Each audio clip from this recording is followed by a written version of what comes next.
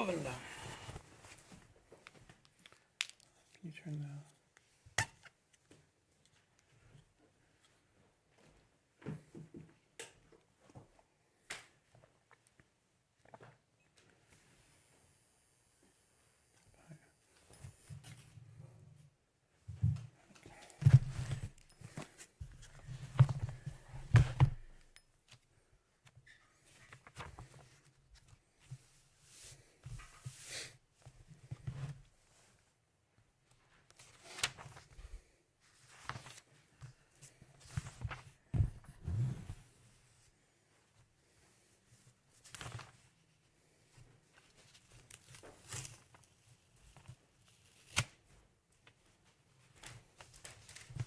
Okay. Okay.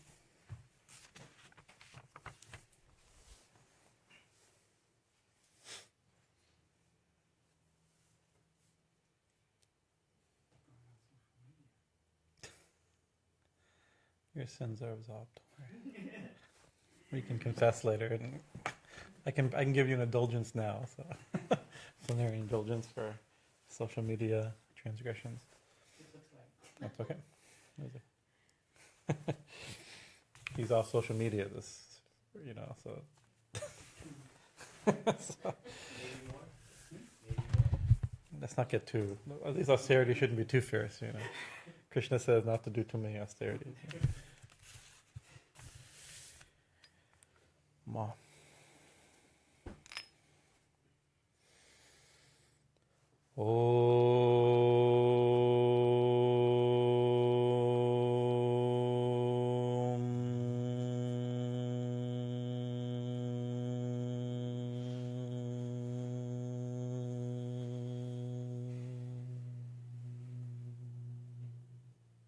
Om Mangalam Gurudevaya Devye Matriksha Mangalam Mangalam Bhakta Brindevyo Sarva Lokaya Mangalam Om Stapakaya Cha Dharmasya Sarva Dharma Sarupine Avatara Varishtaya Ramakrishnaya Mangalam Om Sadashiva Samarambam Shankaracharya Madhyamam Ashmaracharya Prayantam Vande Gurum Paramparam Om Guru Brahma Guru Vishnu Guru Devo Maheshwara Guru Devo Param Brahman Tasmai Sri Guruve Namaha Ganeshaya Guru Namaha. So after a long time, we're continuing, picking up where we left off, a little over a month ago. For the winter, we had revered Swami Chaitanandaji Maharaj here, giving beautiful satsangs every Saturday. He's arrived safely back in St. Louis. So we'll continue. We've been reading from the Swami Vivekananda's Bhakti Yoga, part of the classic of his 4 yogas that are considered his. Of course, it's hard to choose one book or one group of books that are like symbolic of Swami Vivekananda, but he considered this like a magnum opus. Is there a term like that? What is it, magnum opus or something like some summary of a major part of his teachings. And this small book, Bhakti Yoga, you have it's a very small little book. Some of you may have it. It's available in our gift shop. Right, it's actually very small, right, but has very big statements, right, and usually we think we usually see in some of Vivekananda's writings, we would say, it's an emphasis on Jnana Yoga because he's teaching the modern version of Vedanta, which is sometimes associated with that. But actually, Swamiji says, redefining some terms, Vedanta it's a very specific school of Indian thought, and there's schools of Vedanta and devotional schools, and that's not how. But Vedanta is a term he gave his general presentation. Actually, in the beginning, he called it yoga. He hasn't. Even what he taught was the yoga, not the Vedanta, right? But slowly he began to use the term Vedanta to describe kind of the general teachings that he was presenting, especially in the West. But the reason he used the yoga instead of the Vedanta because he considered his presentation of the Vedanta to be based on these 4 ways of approach or 4 ways of looking at our approach to realization. And it's perhaps overly simplistic. We can't be a little careful not to like, oh, some people are primarily emotional, some people are primarily intellectual, some people are that's a simple way of saying that for Bhakti Yoga and Jnana Yoga and Karma Yoga, those are very active, and Raja Yoga, those who are very intelligent and want to control and discipline the mind like that. That's a general thing we could say. It's not wrong, right? But he also gave this example. Swami Chaitanya often quotes that of a vehicle. If a vehicle has four wheels, it's very steady. So none of us are just on one. A unicycle is a very uncomfortable situation, right? I had one. I never got more than a few feet. I was never a master unicycle rider. A bicycle is easier. You can get a lot of speed and a lot of... and then we also had a tricycle. We had a big one of these big, not this little chill, we had an adult tricycle. Growing up, I had 17 bicycles. We were a little obsessed with bikes. Garage sales. My family was into garage sales. Turned out you can buy a bike for $5 at a garage sale. We had lots of bikes. And we also had a four-wheel bike. So we, those things. And the three-wheeler, we could also, I was a teenager, young, we could actually ride on two wheels sideways. But I have several wounds still from such adventures. So writing on the idea that all of us are not just one thing. We have different aspects. We have an emotional nature, a devotional nature. We have an intellectual and understanding nature. We have a will nature. We're active, and so a safe and well-developed spiritual life contains all these things. Those different aspects we can label and discuss separately, which is what Swamiji is doing. But sometimes we find some people feel themselves, I'm a jnani, or I'm like this, because I have an orientation and like this. Others, no, I don't know anything about this, I'm Bhakta. I simply chanting God's name, trying to love God. We don't, too much understanding, too much intellectual investigation doesn't suit us. So that's also true. And actually this section we're reading, Swamiji's but presenting the jnani, and I can't say verses, but the jnani in comparison to the bhakta, right? And he opens it with some quotes from the Bhagavad Gita, because Lord, after Krishna showed the universal rupa, at the 11th chapter, I think the 11th chapter of the Gita, he shows the universal rupa. And then, very interesting, as soon as that's finishing, Arjuna goes, "Oh, please, I am overwhelmed by this universal form. I can't handle it. Right? Please let me see your original form." Then he takes on his four-arm form of Vishnu, and then again his two-arm form is Krishna. Right? And then there's some beautiful verses Arjuna offers. But then the next chapter picks up, very interesting, and some scholars have posited that the universal rupa, Vishwarupa chapter has been kind of inserted. It's a very important peak of the Gita, right? But Arjuna then asks a question that could be interpreted as independent of the Vishwarupa that he just saw. He's asking those who worship you in your manifested form, in your personal feature, and compared to those who others worship you just as the absolute, all-pervading, ununderstandable, unthinkable absolute. Which one is a real yogi? Which one is more secure in yoga, or the better yogi in a certain sense?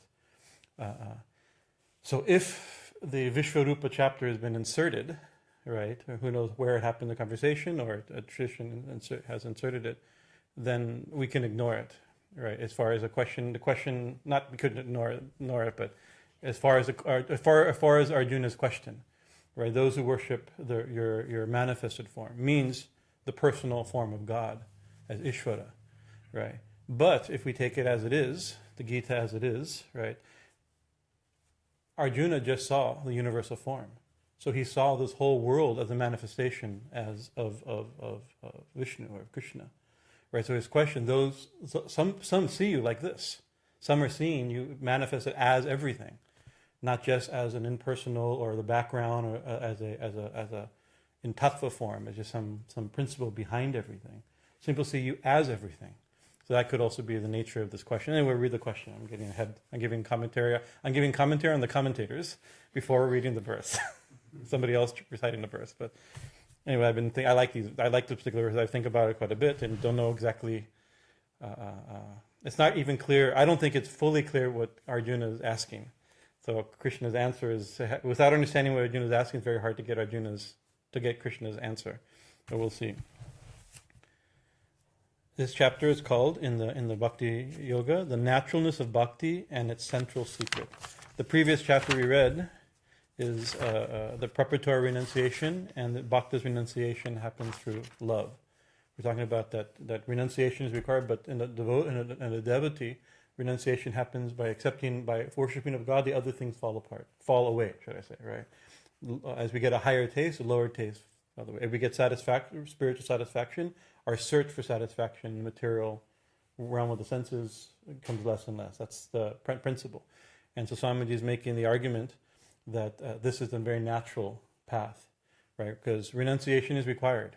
If you want to know the one, you have to let go of the many, at least from the mind, at least at some level, right? But that's very hard. But if you fall in love with the one, and you run towards the one, and you're enjoying the one, the many fall away. So he's saying that bhakti is a natural. Renunciation is required for everybody, but for a devotee, it's natural and easy. For others, it may be painful and difficult and a struggle. So this is in relation to this conversation. So he's quoting from the beginning of the 12th chapter of Bhagavad Gita. Those whom with constant attention always worship you, Arjuna says, and those who worship the undifferentiated, the absolute, of these, which are the greater yogis? Which are the best yogis? Those who always worship you, with constant attention, always worship you, and those who worship the undifferentiated. Right. So it's interesting. Both are you, right? But those who worship you, Krishna, or you, the personal God, or Ishvara, the controller, the manifested God as God, or those who worship the one who's manifested as the Vishvarupa, as everything, the cosmic power behind everything, right? That's you. Or those who worship not you, but the part of you that can't be understood. Because even to say you to God means by you mean something that you're pointing to. But those who worship the unpointable, that which can't be pointed to, right? So there's that tendency, that absolutist tendency. Those who worship you, or those who worship the undifferentiated, the absolute. Of these, which are the greater yogis? Asked Arjuna to Sri Krishna. The answer was, those who, quote, those who, concentrating their minds upon me, worship me with eternal constancy, and are endowed with the highest faith, they are my best worshippers. They are the greatest of yogis. Those who worship the absolute, the indescribable, the undifferentiated, the omnipresent, the unthinkable, the all-comprehending, the immovable, and the eternal, by controlling their organs and having the conviction of sameness in regard to all things, they too, being engaged in doing good to all, and to all beings, come to me alone. So these are two types: those who worship me with devotion, and those who worship. You can't say worship, and worship means aspire to, love, and give attention to the unthinkable. But it's interesting. So the question is, what's better, to think about the one we can think about, or to think about the one you can't think about? Right? Avyakta, he's inconceivable. Achinta, these are the terms. Actually, the words are very nice. Chapter 12. The Gita here.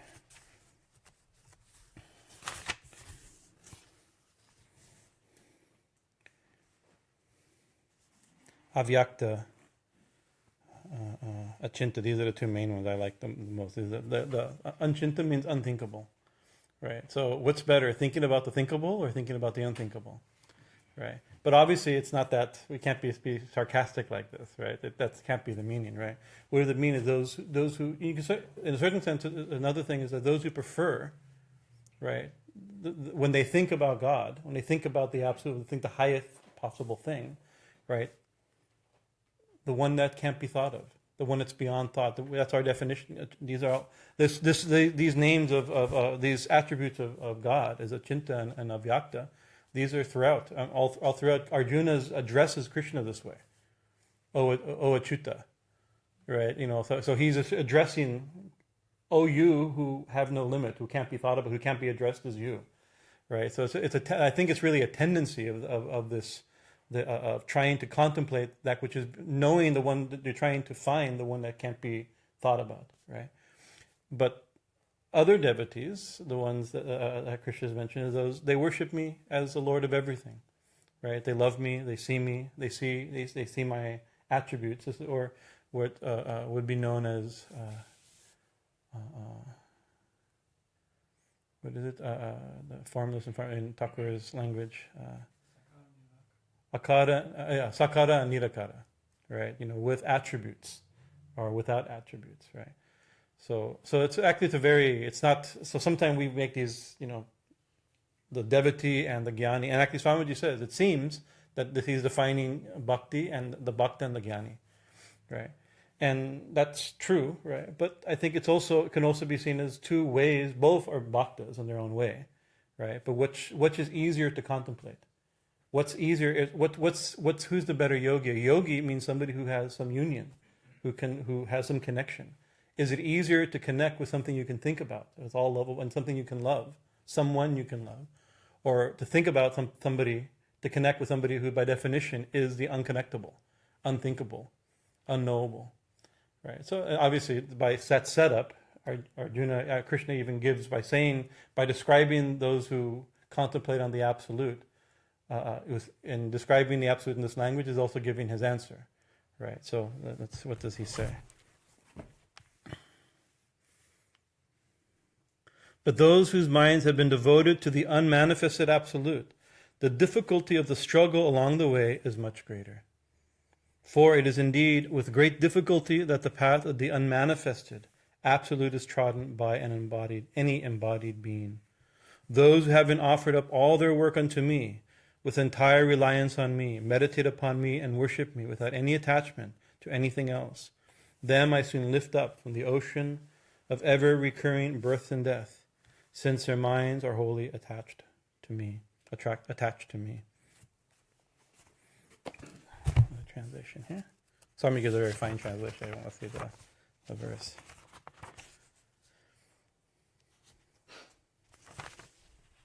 But those who worship the imperishable, the undefinable, the unmanifest, the omnipresent, the unthinkable, the unchangeable, the immovable, and the eternal, having restrained all their senses, even-minded everywhere, engaged in the welfare of all beings, verily they also come to me.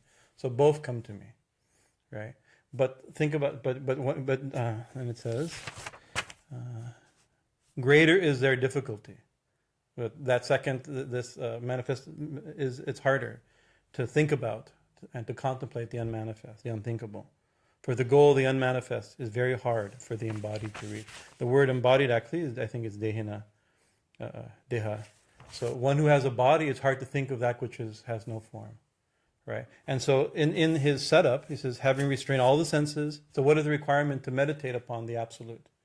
The imperishable, the unmanifested, the infinite, requires restraining all the senses. Krishna states that, right? Being even-minded everywhere.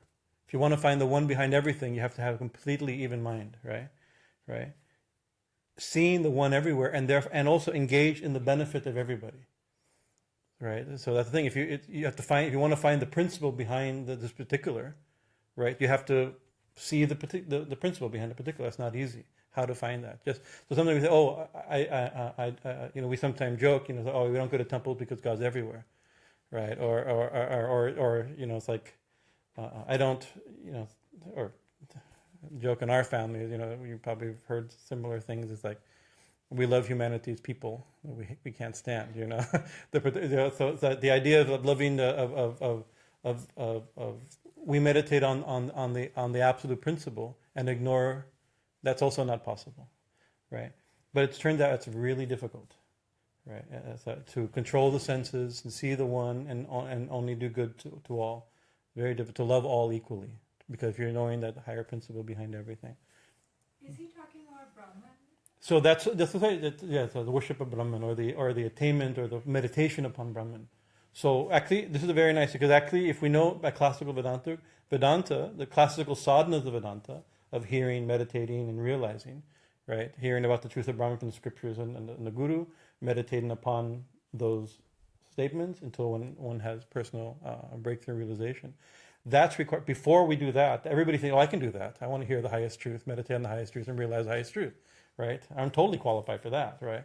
But actually, it starts with to qualified for that. They say, "Yes, you can do this if you're qualified," and the qualifications are the six benefit. The six. I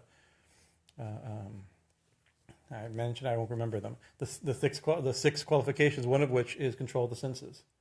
Right, so it's like in order to benefit from that very sophisticated form of Vedantic sadhana requires control of the senses, knowledge of the scriptures, there's even-mindedness, peacefulness. There's different qualities that are given. I'm forgetting the list right now. I have too many lists in my head. What's that?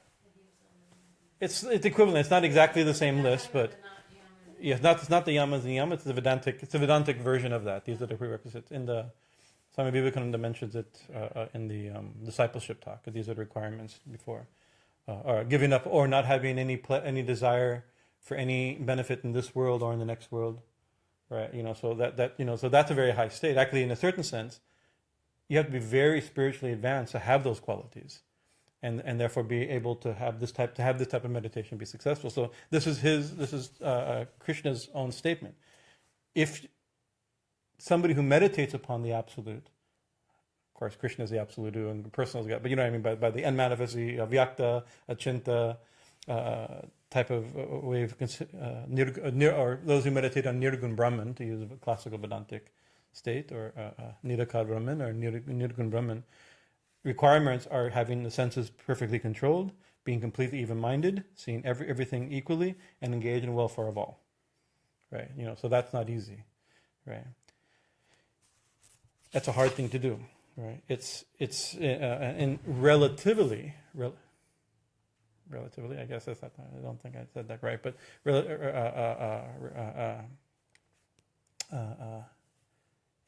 comparatively. Meditation upon Ishvara is an easier thing, because you can meditate upon God from whatever our understanding, although right now imperfect, because God is also avyakti, He's inconceivable. But whatever we can think, we're conceiving more and more and more of Him as our vision becomes clear and our experience becomes clear, right? We can do that from where we are, right? We don't have to be completely self-controlled. Instead, by meditating upon Ishvara, by loving Ishvara, right, those qualities naturally come. Meditation comes, self-control comes, like this. This is, I think, what Swamiji's going to say. We'll see what he says. If not, this is what I just said. That's what our Swamiji says. Let's see what the big Swamiji says. Jnana Yoga and Bhakti Yoga are both referred to here. Right? This is a simple definition of Jnana Yoga and Bhakti Yoga. Jnana Yoga is grand. It is a high philosophy, and almost every human being thinks, curiously enough, that he can surely do everything required of him by this philosophy. Right. So this is, and we sometimes hear this, not so much now because our little group is developed in a different flavor. We like-minded people attracted to each other. But when we had a larger contact. Right, we'd hear people saying, it's that because Jnana Yoga is for it's an advanced, it's higher, and therefore, and since I'm very intelligent, right, and very sophisticated, right, I can do the higher thing, right. And Bhakti Yoga is a lower path, right, and that's not exactly what Krishna's saying, but maybe he says that he's saying that the Jnana Yoga, if this is the definition of Jnana Yoga, the worship of the Nirgud Brahman, meditation upon the Nirgud Brahman, he says it's more difficult. It doesn't necessarily mean it's higher. Right? Both are ways, Krishna says, both attain me, both are yogis, both meditate upon me, both have union with me. Right? But one is harder. Right? And so our joke with such people has been, it's like an intelligent person does the easy thing, not the difficult thing. That's one of the signs of intelligence, right? But sometimes it's just a tendency, like those who are really scholarly or really intellectual, they love scholarship and intellectual stuff. That's enjoyable for them. Other people. It's unbearably painful. You talk literary theory to an artist.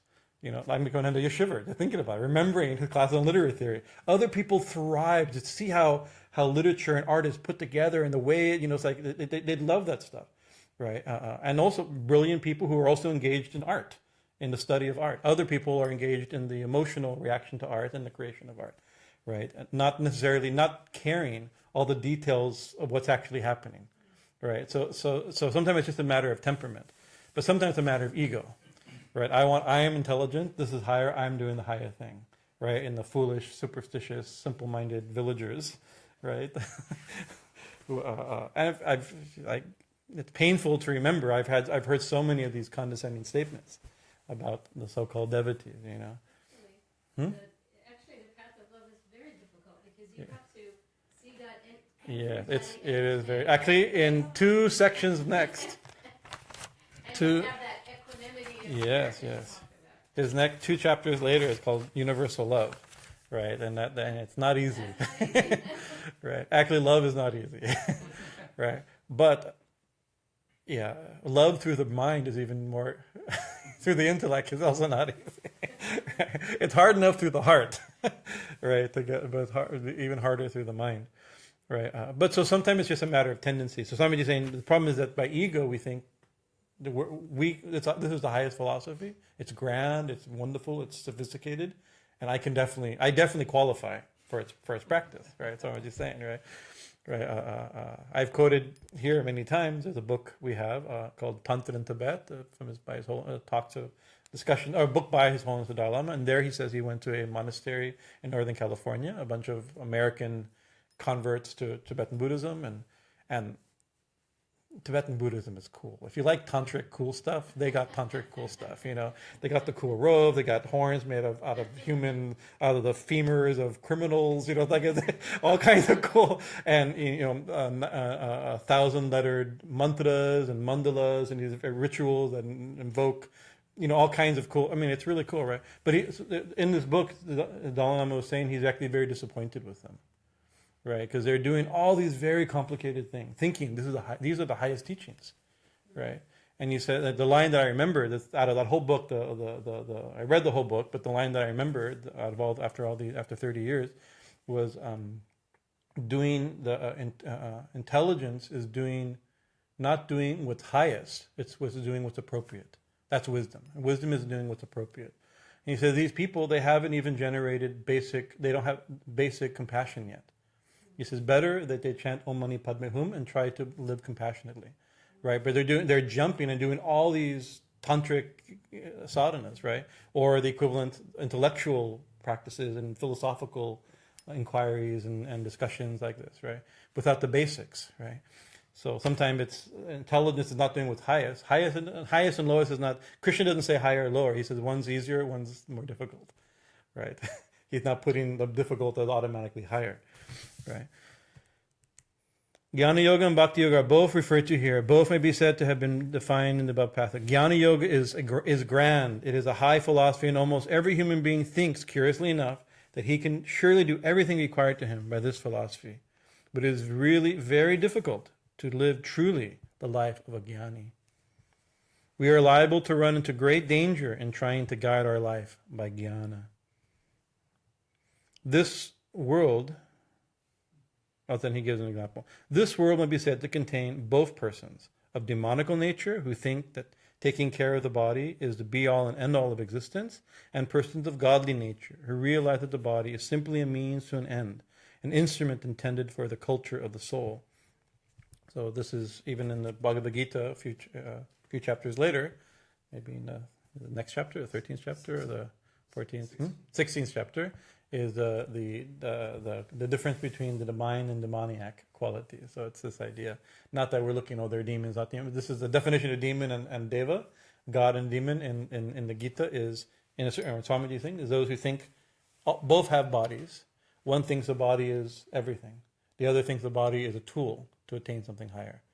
Right? Actually, there's a famous story where it's bad that I don't remember the full character. It's an important story from the Upanishadic story, where somebody, I think Indra Indra goes for the gods, and somebody goes, Virupaksha or something goes for the demons. They both go to a sage, and they ask for, give us instructions, right? And the sage says, classical Upanishadic, he says, this body is Brahman. So they both go back, right? And the demon goes, this is awesome philosophy. The body is Brahman. This body is the absolute, right?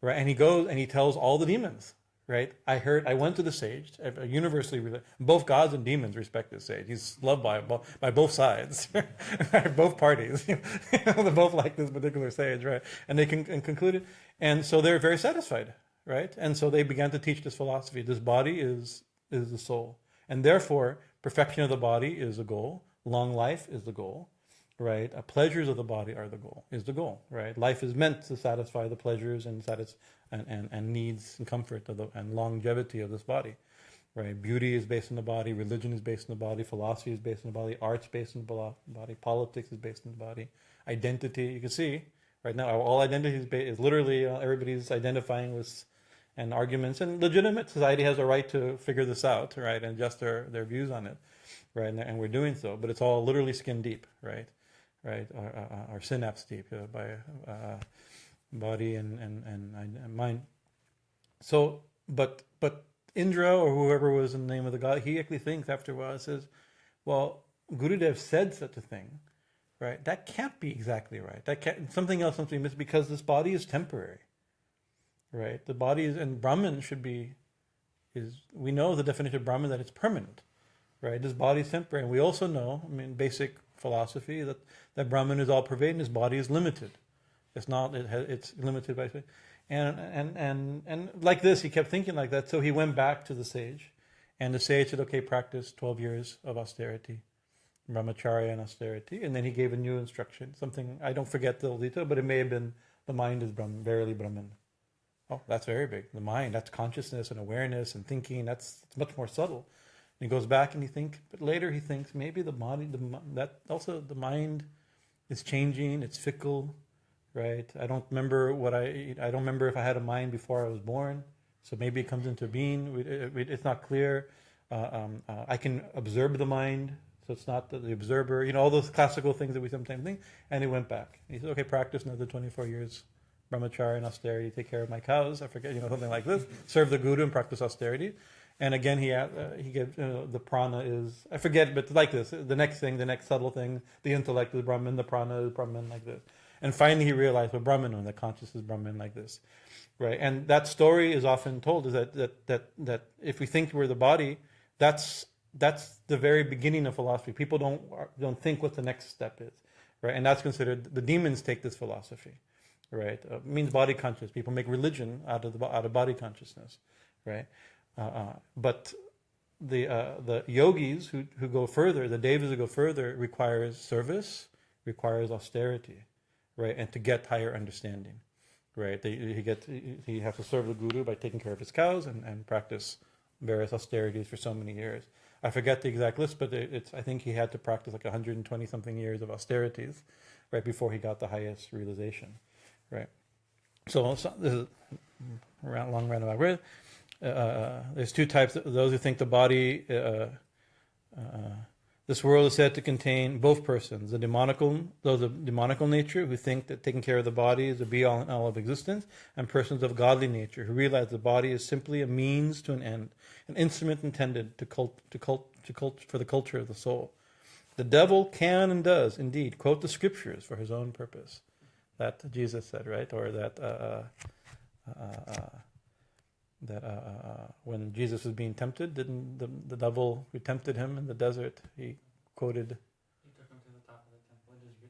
It is written." It is written, right? He says that this is like that. So he's quoting the scriptures, right? And even the devil can quote scriptures, right? There's a saying like this, right? So the thing is that we may not be in a very high state. We may actually be in full body consciousness, but now we can use all kinds of subtle philosophical points that we've learned, right? High jnana, Vedanta philosophy to justify our behavior, right? Our limited behavior.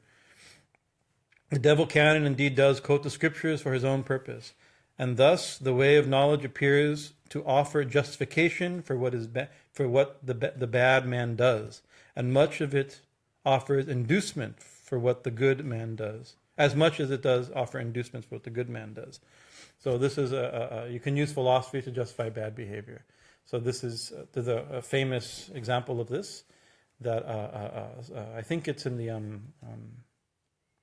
it's not in the Holy Science, but I remember reading something in the Sri Yukteswar, Guru of Paramahansa somewhere in one of that literature, maybe not, but somebody is saying, somebody he was telling somebody who was fishing or killing fish or eating fish or something like that, right? And he says, so that's not the best, right? Maybe now you're a yogi. We don't criticize the universal principle. But you're a yogi. Maybe you should give that up. He says, why? He says, well, you have to think that there's everything has the souls in everything. We should be very careful not to harm, right? And he says, oh, but Guruji, right? Who's killing who? Who's eating who? Right? That's very high philosophy. That's true, right? It's like nothing's eating. I mean, even Krishna says that. Who's killing who? Right? Get up and fight. Right? You can do that. Well, Krishna says, the soul doesn't die. The soul doesn't die, and the soul is not born. Therefore, it doesn't matter if I kill anybody. Nobody's dying. Even Krishna says that. But we can use Bhagavad Gita to say it's okay if we kill people. Krishna even says it, right? Or it's okay. Or there's a story in the amongst the disciples of Sri Ramakrishna, a similar one. Swami Bhajanananda was fond of fishing. Bengal is a fish culture. He was fishing, right? With a rod and bait, and Sri Ramakrishna got very upset with him, right? It's interesting. The reason, especially, not even because of the fishing, is because of lying. Because fishing is offering to feed somebody, but actually having, it's like you're actually it's actually the worst crime. Bad enough you're killing, right? But so, anyways, he said like he chastised him and says, don't do like that. He says, oh, but it's only everything is Brahman. The fish is Brahman. I'm Brahman. The pole is Brahman, right? Right, that's true. He's saying something that's true, right? That's proper Vedanta. I can show you in the scriptures. Everything is Brahman, right? So he who sees Brahman in all activities realizes even the Gita says that, right? Brahman is every action, this type of thing, right? Right. But Sri Ramakrishna made a statement that what you're saying is true, but if you knew the truth, right? He says that the pole would fall from your hand, right? When you realize that oneness, when you're speaking, you wouldn't be able to harm anything. Right, it's like actually that proper nonviolence. We think of it as a path. We try to be nonviolent, but nonviolence is a symptom of realization. When one realizes everything, one can't hurt anything. Right. So that's these are kind of the example. We can use religion to justify bad behavior. We can use religion to encourage good behavior. Right. Jnana. This is I mean by philosophical things. Right. So this is a danger. The devil can and indeed does quote the scriptures for his own purpose, and thus the way of knowledge appears to offer justification for what is bad and what for the bad man does, as much as it offers inducements for what the good man does. This is a great danger in Jnana Yoga. But Bhakti Yoga is natural, sweet, and gentle. The Bhakta does not take such flights as the Jnana Yogi, and therefore he is not liable to have such big falls. Right, a devotee who will not make these type of statements, right, and therefore, until the bondages of the soul pass away, it cannot, of course, be free, whatever may be the nature of the path that the religious man takes. So this is another thing. In Jnana Yoga, we know actually only Brahman exists. Maya actually doesn't exist, right? Maya doesn't have absolute existence, at least, right? This world, God alone exists. Maya. God alone, Brahman is real. Maya is the world. The world is unreal. That's the opening. That's his definition. I shall tell you in a half a verse, which said in all verses. Shankaracharya says, Brahman alone is real. This world is not real, and the soul is itself verily Brahman. Right? I said there. The whole thing, whole truth. That's a very sophisticated, clear message of the absolute highest possible truth, which he declares. All the scriptures end in this verse. In half a verse, I'll tell you what every verse in every scripture, all the Vedas, Vedanta, Yoga Shastra, Agamas, everything is pointing to this one fact. Right. So we can think, in that case, if the world doesn't exist, there's no world, and what about my ignorance? What doesn't exist? Only Brahman exists, and I'm Brahman, so there is no ignorance. It's like, but me saying that is an incredibly stupid, ignorant thing. Right, because I'm speaking beyond my experience, right? And the danger of that, you speak in such a way where you'll never have any experience. If you, Swami Vivekananda in another place, he called in his Praktivedanta volume, the first of the Praktivedanta, the 5 lectures, right? He calls that lowering the ideal. As soon as you think what I am, there's 2 things: to think what the actual is the ideal, or the other thing is to imagine the actual to be something it's not, right? So we think, oh, everything is perfect as it is, therefore I'm perfect as I am. Now that's better. That's probably better than most of us thinking, being grown up, we're horrible, we're miserable, we're not worthy. And there's a lot of that. People think, oh, this is much better. I'm perfect as I am. That's good. You have self-esteem is important, but foolishness is not good, right? Somebody one time made a comment. Well, God loves me as I am, right? That's true, right? Like a mother loves her child as the child is, right? But the mother also wants the child to grow up and develop better qualities, right? It's like if the child never gets manners, never goes to school, never learns anything, never learns to play well with others and become selfless, and all the stages that a child has to go through, then that's if a mother doesn't assist that, the mother would be considered criminal, right? Right? It's like yet the mother loves the child. It's perfect as it is, right? So the idea that we're perfect as it is doesn't mean that we're not that we're us being perfect does not mean we're perfect, right? So we can imagine the supreme standard. There's only Brahman. There is no ignorance. I'm perfectly free. I'm liberated as I am. I'm liberated here and now. That's true, but it's not our experience. It says what Krishna says for one who is embodied, it's not easy. This is not a difficult path, because every experience, every pain, every hunger pain, right, shows that we don't have that realization yet. Right, so that's the danger of Jnana Yoga. If there's a danger, Swamiji is pointing out a slight danger, is that we fool ourselves a little bit, right? But Bhakti Yoga is natural, sweet, gentle. The Bhakti does not take such high. Until bondage of the soul passes away, it cannot, of course, be free, whatever may be the nature of the path that the religious man takes. So, what is it that binds us? That we're not free. So in the classical system, usually the thing we think our bondage is caused by our karma, right? So we've done things and are doing things and tendencies that have a reaction. Those reactions will have to come. That's what stops. That ultimately, without karma, we'd be free, right? What are the karmas that are binding us? We have 2 types of karma. There's good karma, or I can't say good karma, but pleasant karma and bad karma.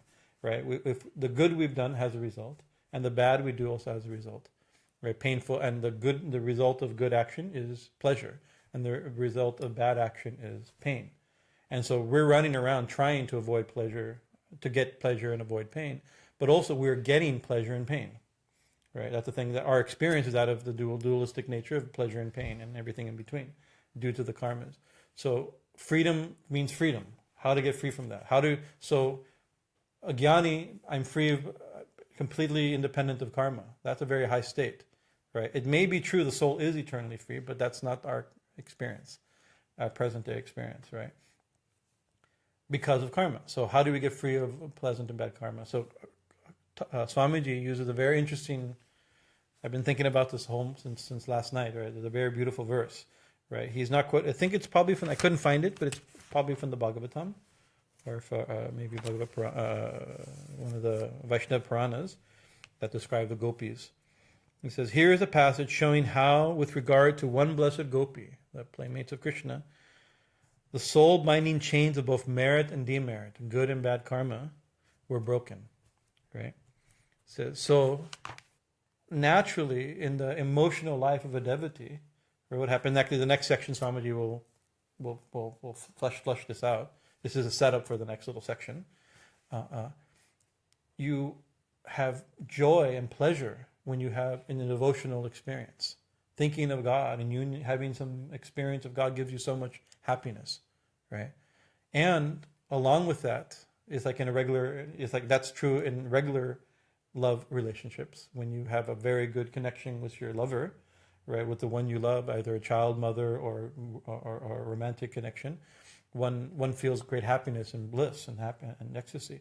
But along with that, sometimes there's separation, either by fight, separation, or separation by death, by distance, by there's so in the emotional life of a devotee, you have the joy of union or the joy of devotion, and the pain of forgetfulness or separation, right? So he's using the gopis as, it says, the intense pleasure of meditating on God took away the binding effect of good deeds, of her good karma, right? Meditating on God gave this gopi so much joy, right? But she didn't do anything, right? So it's like, if I do something to get joy, then the action caused the joy, right? She's getting joy without doing anything, right? So the fuel that creates the good karmas that create joy are being burnt by devotional rapture, right? This is the claim of this verse, right? Very interesting. Then her intense misery of soul in non-attaining to him washed off all her painful karmas and propensities, right? Because also within the devotional life of a devotee, especially the very high devotees, the agony of separation and the frustration of not getting, without doing anything, sitting in your own room, right? You go through agony and ecstasy, sometime in the same sitting, right? Right? And so that without causing anything, you're suffering like anything. Right? It's all inside, but the suffering is real, right? Yeah. Oh, there's Swamiji pointed out, we have a painting. I think it's on the back wall. I think it's still up. Maybe it's not up. Yeah, it's becoming worn out. It's in the back. In the other room, you can see after. You have to show. It's the earliest painting of Lord Chaitanya Mahaprabhu, right? Painted during his life, right? And he has a hand on his stomach and his hand on his heart, right?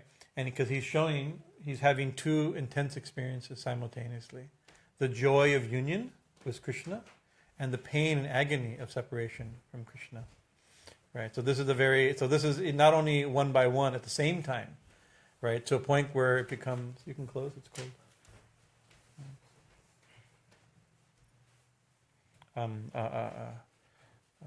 That even the pain of separation is a type of union, and union includes itself the pain of separation. These are bhavas above most of our understandings, our experiences yet. Right? We can imagine Vedantic ideals beyond our understanding. We can imagine emotional realizations beyond our understanding. We have to be careful, especially talking about the Mahabhavas of Chaitanya. But that's a very famous pose of both pain and separation. This is the life of a devotee. What to speak of a gopi, which these are extreme, where they'd be in union with Krishna, and then Krishna disappeared, and they'd be lost from Krishna, and all these type of things, right? So this verse is saying that the intense pleasure of meditating on God took away the binding effect of her good deeds. Then her intense misery of soul in not attaining him washed all of her sinful propensities, and then she became free. She attained that. She was free from both, right? Now we can try to become free by controlling the mind, right? Controlling the senses, right? Becoming free from desire, right? That's also a process. This is the process of yoga and sankhya. They were meant to do like this, right? But this happens automatically without trying. She became free of attachments and good karmas and bad karmas, and everything just absorbed in God, who happens to be the self, right? In Bhakti Yoga, the central secret is, therefore, to know that the various passions and feelings and emotions, such as the emotion... See, the gopis are a tricky thing, because we can see in them, we have those emotions too, right? But we're not exactly gopis, right? Maybe we are, but we're not, right? And we'll realize something eventually, right? But their passions, their experience with Krishna were at a level beyond we can comprehend, right? But we have remnants of that even in our simple devotional lives, right? So in Bhakti Yoga, the secret is so just like that gopi became free without trying, without Vedantic study, right? Actually, there's a scenes in the Uddhava Gita where Uddhava, Krishna's cousin, goes to meet the gopis, right? Krishna's in Mathura. He sends Krishna to the gopis. He sends his cousin to the gopis, And he begins to teach them because they're all in longing and separation. But Krishna isn't. You don't have to be separated from Krishna. Krishna's everywhere. He's the self of all, right? And they're like, what are you talking about? Like this, to tell somebody whose lover just left and will never come back, right? Krishna never came back. Krishna never even involved, but he left Vrindavan and never came back, right? It's like not only did he leave and he's not here. You're saying he's everywhere and we're one with him, but that's fine. You may think that all you want, but you're telling somebody that knows we were with him, he left and never came back. That's the reality, right? And so they gave him a good chastisement, Yet in the discussion, he begins to try to teach them, and he realizes they know more of Krishna than I do. They have more union with Krishna than I do. With all my philosophy and yoga and Sankhya and like that, they have the real thing. So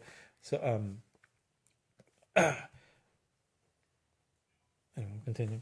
In Bhakti Yoga, the central secret is therefore to know that the various passions and feelings and emotions of the human heart are not wrong. Right? We can try it. So, in themselves. Only they have to be carefully controlled and given a higher and higher direction. In the opening pages of this text, in the Bhakti Yoga, he defines actually Bhakti Yoga is a science of taking our passions, taking our attachments, taking our emotions and drives and giving them a higher turn, focusing them on God, and thus attain, rather usually those very things that entangle us in the world of birth and death, or the pleasure. Then fine for most people in the joys of life. That's called the joys of the world of life. That's fine. But for a yogi, it's unbearable. The very things that are binding us, we realize these are the things that have bound us. But actually, in Bhakti Yoga, they're not bad. We just have to know how to use their power, direct their power, right? Bhakti Yoga, how the various passions and feelings and emotions in the human heart are not wrong in themselves. Only they have to be carefully controlled and given to a higher and higher direction until they attain the very highest condition of excellence. The highest direction is that which takes us to God. Every other direction is lower. We find that pleasure and pain are very common and oft-recurring feelings in our lives. When a man feels pain, so pain and pleasure are fixed. We get those all the time. When a man feels pain because he has no wealth or some other worldly thing, he has given a wrong direction to that feeling. Pain is going to be there. We feel pain because we don't have money. We have pain because somebody left us. We have pain because we didn't get enough likes on our very good post. I can't believe Ananda didn't like it. Whatever it is. Nowadays, now there's a whole new category of psychological causes of pain. Right. Right. That's a pain and pleasure is there, but pain for those type of things that's what Swami is saying is a lower pain, lower use of that.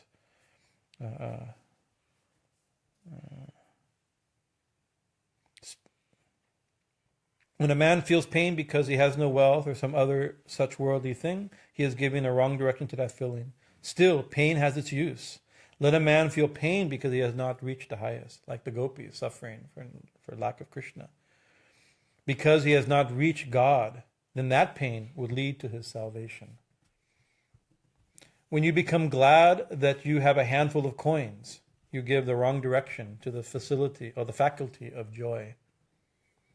It should be given a higher direction. It should be made to serve the highest ideal. Pleasure in that kind of ideal must surely be our highest joy. The same thing is true of all of our other feelings. The Bhakta says that not one of them is wrong. He takes hold of them all and points them unfailingly towards God.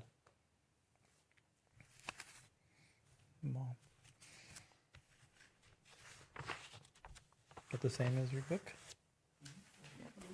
There's little differences. The edition that we've been reading from has been slightly edited.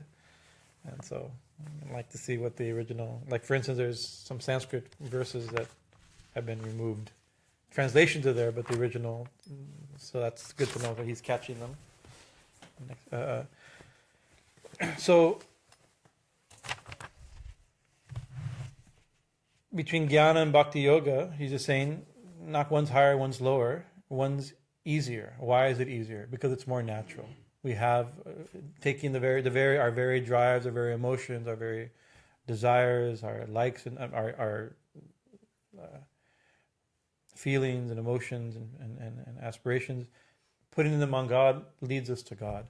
The other way, you have to deny them to find the unmanifested, right? The one that's about the Lord of all manifestation. He can be found by directing everything towards. Then what happens? Right. I won't finish the next section, but we can just read another 10 minutes probably. It's called The Naturalness of Bhakti, and I read that one. Forms of Love Manifestation. So when you put your attention, when you direct your pleasure and pain, your emotions, your desires, even your anger and the like towards God, to a realization of God, towards love, things happen. It says, here are some of the forms in which love manifests itself.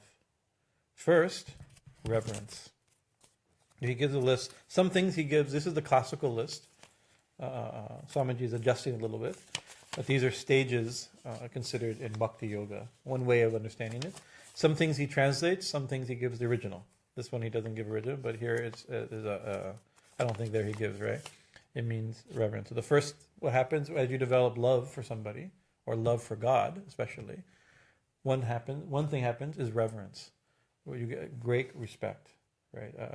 But it's interesting, that's the first thing that happens, right? Usually we consider a lot in religion, we think of reverence is religion, right? The fear of God, right? You could almost think, it's like he's a God-fearing man, not necessarily. Usually that means being extremely respectful, being reverential, right? First, reverence. Why do people feel reverence for temples and holy places like Kali Mandir? Because God is worshipped there, and His presence is associated with such places. Because we love God, we love things associated with Him are given great respect, right? Scriptures that contain holy teachings, we put carefully. We don't put them on the floor. If somebody touches it with their feet, we get upset. Don't touch it with your feet. Why? Right? Because it's connected, right? Because of our blossoming love for God, the respect for things associated with God become great. These begin to develop. That's true in human relationships also. When you love somebody, the things associated with that person become important to you, right? Why do people in every country pay reverence to teachers of religion? It is natural for the human heart to do so because all such teachers preach the Lord. At bottom, reverence grows out of love. None of us can revere one whom we do not love. Then comes priti. Priti means pleasure. He describes pleasure in God. So that's higher than reverence, right? And actually, usually we consider reverence and respect to be actually fairly low state.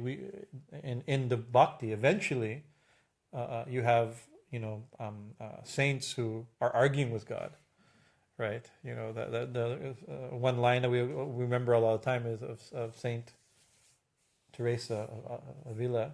She was in her 70s, already 70s or 80s, old lady, right? And going from one convent to another on a rainy day, right? And some lightning comes, right? And she gets knocked off her horse and falls into the mud, right? 70-year-old lady knocked off a horse in the mud. And then she sees the image, a vision of Jesus, so the story goes, right? So that's a big, one thing you think, wow, Jesus, right? Her immediate response is to chastise him, right? It's like, if this is how you treat those who serve you and worship you, it's a miracle anybody serves you, right? I spent my whole life serving you, and this is how you treat me. I'm doing your work, and you're knocking off. So that's you can say. Normally we can say, oh, that's a very but actually it's a very intimate thing. It shows her intimacy with the God that she served, right? So there's many examples of that, and love actually, it's like the playmates of Krishna in wrestling matches would pin him down. You think you're God? Ha! Get out of this one. Like out of intimacy, as you get more and more intimate, reverence also goes away, right? So that's an important point. So next comes prithvi, then becomes pleasure in God. What an immense pleasure a man takes in the object of the senses. They go anywhere, run through any danger to get the things which they love, the things which their senses crave. what is wanted of the bhakta is this very kind of intense love, which has, however, to be directed to God. Then there is the sweetest of pains, viraha. So first is reverence, then is pleasure in attaining something of God, then viraha.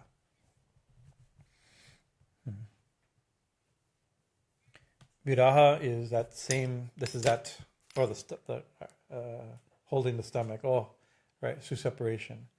The sweetest of pains is the separation from the lover, from the beloved. Right. Next stage.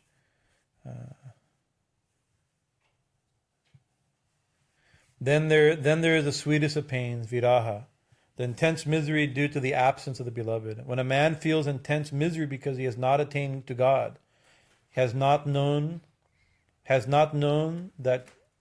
which is the only thing worthy to be known, and becomes in consequence very dissatisfied and almost mad, then there is viraha. And this state of mind makes him feel disturbed in the presence of anything other than the beloved. The viraha is also, there's intense examples of like the gopis when Krishna disappeared from their midst. They're the classic example, right? But there's a lesser manifestations of this. It's just general discusses like I'm trying to think of God and I'm not thinking of God. I'm trying to realize the highest truth and things are stopping me. And pretty soon, everything that stops you begins to upset you. This is a more simpler manifest, not the highest examples of Chaitanya and Radha. We can't. But we experience this viraha also in this way. Like for example, like devotees being forced to hear worldly talk. That's a common thing. You want to think of God, but everybody's talking worldly things. Right, and it's hard. The thing is that we're not strong enough to think of God while people are talking worldly things. Right, so we get upset with ourselves, and we get upset with others. Right, this is a typical response. Right, you get upset because they're not talking worldly things. We get upset with like, it doesn't matter if people talk. I should be able to think of God. I shouldn't be disconnected. So these are also manifestations of this sweetest of pains, viraha. When a man feels intense misery because he has not attained to God and not known that which is the only thing worthy to be known, and becomes in consequence very dissatisfied and almost mad, and then there is viraha, and this state of mind makes him feel disturbed in the presence of anything other than the beloved. In earthly love, we see how often this viraha comes. Again, when a man really and intensely is in love with a woman, or a woman with man, they feel a kind of natural annoyance in the presence of all those whom they do not love. Exactly the same state of impatience with regard to things that are not love comes to the mind when pada bhakti holds sway over him, when the supreme love comes over somebody. Even to talk about things other than God becomes distasteful then. And Swamiji, you translated the verse. What is it? Anyavacho imunchata. That the one? Mm-hmm. Right. This is from the Mundaka. Swamiji found the verse from the Mundaka Upanishad. Swamiji quotes, Swami Vivekananda quotes, think of him alone, and give up all vain words. This is the Upanishad. Think of him only, and don't talk nonsense things. Right? And you can see this is actually a practice. We were encouraged not to speak now. In the Bhagavatam, there's two things that are given. The very first section of the Bhagavatam, it's given when the very topic of discussion of the Bhagavatam is given. Talks about God are one type of thing, other talks are another type of thing. Right? And one's called Katha, Krishna Katha, talk about God, talk about divine things, right? And the other is called, I think it's Prajalpaka, maybe Prajalpaka or something. It's been a while since I've thought these words. Prajalpaka means that which Prajalpata or Prajalpaka, which crows eat.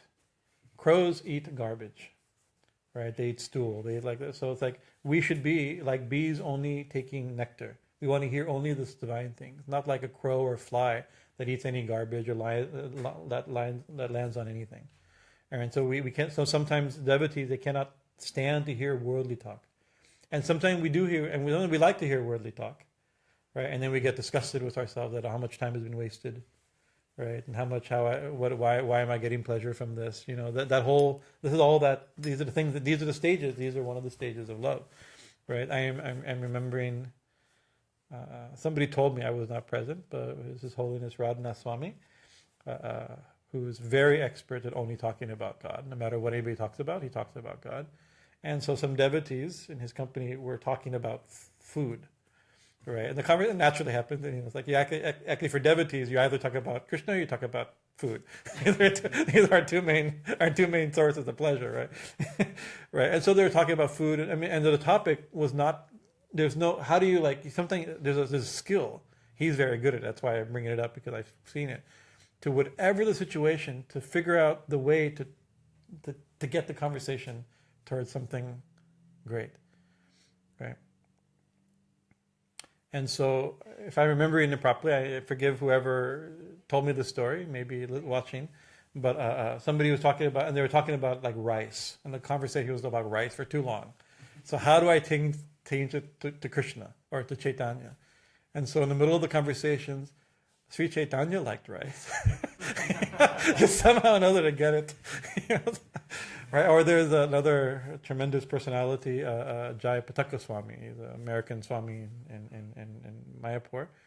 But he was, no matter what the topic of any verse people give him, he likes to talk about could you talk about who you love, right? He likes to talk about Chaitanya. He loves Chaitanya. So whatever the verse. So if he was reading this one, he would say, and still a higher stage is reached when life maintained only for the sake of ones of love. Anyways, Lord Chaitanya was walking along. He doesn't immediately go into the talk of Lord Chaitanya. Whatever the topic is, his talk would be on Chaitanya. That's very famous for this, right? But the thing is, what else are you going to talk about? You talk about whom you love. You cannot be forced to talk about something different. Is painful, or to hear something different is painful at this stage. Even to talk about things other than God becomes distasteful to them. Think of Him alone, and give up all vain talks. Anyavacha vimunchata. The Bhakta feels friendly towards those who talk of him alone. No, I've skipped section, did I? Think of him. The Bhakta feels friendly toward those who talk of him alone, while those who talk of anything else appear to him to be unfriendly. A still higher stage of love is reached when life is maintained only for the sake of the one ideal of love, when life is considered beautiful and worth living only on account of love. So not only that we don't want to be distracted by other things and upset with ourselves and others, we're not thinking of God or being separated from God, but the higher stage was that when love and love of God is the only purpose of life. There's no second thing. Without it, life would not endure even for a moment.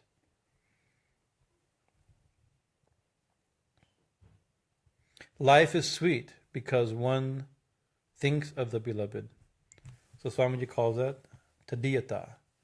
Tadiyata, right? And this is the stage. Tadiyata means, he even gives a translation, hisness, right? Or you-ness, right? I mean, everything belongs to God. Everything is about God. Everything is His or hers. Is tadiya could be either gender. And this one it may be, right? So everything. So it's like, there's nothing other than God. There's nothing else important. Everything relates to God, right? The purpose of everything is exactly even in the Ishupanishad, right? The first verse is right. Everything belongs to Ishvara, right? That's the first thing. And then just think, if everything is God, 99% of all problems end with that simple realization. Right, everything is about God. God's the only important thing. I mean, and in one's life it becomes like this, right? This is sweet. Life is sweet because one thinks of the beloved. Tadiyata, hisness comes when a man thinks. When a man becomes perfect according to bhakti, when he has become blessed, when he has attained God, when he has touched his feet, the feet of God, as it were, then his whole nature is purified and completely changed. What is it purified? The ego is removed. It's not about me anymore. It's about him, or about you, or about her, or it. About God. So you can see. And what did Thakur say? What is it? To me. What is that? The mantra. Naham. To me. Right. Naham. Tuhu. Sorry. Naham. Tuhu. This was like a mantra. He said, repeat this, and he himself repeats it. Not I. Thou. You. Not thou even. To you. It's extremely affectionate. So. we always say not I but thou. No, it's like not me, you. Right? That just that one that is a practice, not to take your attention, but actually every mantra says this also. When we say like Om Namah Shivaya, Om Sri Durgaye Namaha, right? So we say Namaha. What does Namaha? It means I bow, right? So that's a sign of respect and like that. But the scriptures define Namaha as Namam, right? Namam, right? Which means not me. So when you say Om Namah Shivaya, it says not me, Shiva, or you. Not I, you. Hisness, right? So we're practicing the highest realization in bhakti. Because he says this is you already touched the God. When you have really this, when you touch God's feet, this is the realization. It's all Him, not me. Only everything is His. Only thing is Him. That is, then his whole life becomes purified and completely changed. All his purpose in life then becomes fulfilled. Yet many such bhaktas live on solely to worship Him. This is the bliss, the only pleasure in life, which they will not give up. This is the one pleasure that the devotee will not give up. Right, and then this is the one that has the Sanskrit, right? Mm-hmm. Yes, this is Swamiji found it. It's from the Shinga Tapani Upanishad. Swamiji quotes, and you mentioned that you found it. It's Jiva Goswami, Rupa Goswami quotes it, mm-hmm. Right? Because it's I know this Upanishad. It's not quoted. It's not an important Upanishad. Right, and in the devotional scriptures, it's connected. I think it may be related to that previous verse of the Gopis, as you were finding. But anyways, it says, let's see if I can pronounce it. Yam sarve deva namanti mumukshavo brahma varinascha. Something like that, right? O King, it says, such is the blessed quality of Hari, that even those who have become satisfied in the self, all the knots of their hearts have been cut asunder. Even they love the Lord for love's sake. Oh, that's the part that's not translated. And then it says, the Lord, whom all gods worship, all the lovers of liberation, all knowers of Brahman. This is Sarvadeva, all gods, all lovers, and all people who are striving for liberation. Everyone, the bhaktas, the jnanis, the yogis. Everyone is worshipping only that Lord. So that's the focus on Him. This is everything. Such is the power of love. When a man has forgotten himself altogether and does not feel that anything belongs to him, then he acquires the state of tadiyata. Everything is sacred to him because it belongs to the beloved. Even with regard to earthly love, the lover thinks that everything belonging to his beloved is sacred and very dear to him. He loves even a piece of cloth belonging to the darling of his heart. Right? In the same way, when a person loves the Lord, the whole universe becomes dear to him, because it is all His. So this is the setup for the next section. Right? Actually, it's just like in a regular human relationship, somebody we really love, especially when we've lost that person, any little thing becomes like a relic. Even in human situation, this was my mom's. Something we hold very, very, very carefully. These type of things, right? But when one has that type of love, not that type of love, infinitely more love for God, right? The real mom, the Maha Mom of everything, Maha Mami. It's my new name. The new thousand names of the Divine Mother, updated version, Maha Mami, Yai Namaha. Then all the things that belong to Him, become sacred. This world belongs to Him, belongs to her. And this whole world becomes sacred and loved, right? And that's thus the next section, which we talk next week, God willing, universal love, how to love, knowing the one we love, knowing the all-pervading, we love the particular. And because we love the particular, we love the all-pervading. It goes into this science. So anyway, thank you for your kind attention. I'm exactly 1 minute early, so I'm doing pretty good. Or 30 minutes late, depends on how you interpret that. Jai Ma. Jai Thakur, Jai Ramakrishna. Jai everyone who's watching online. You can hit the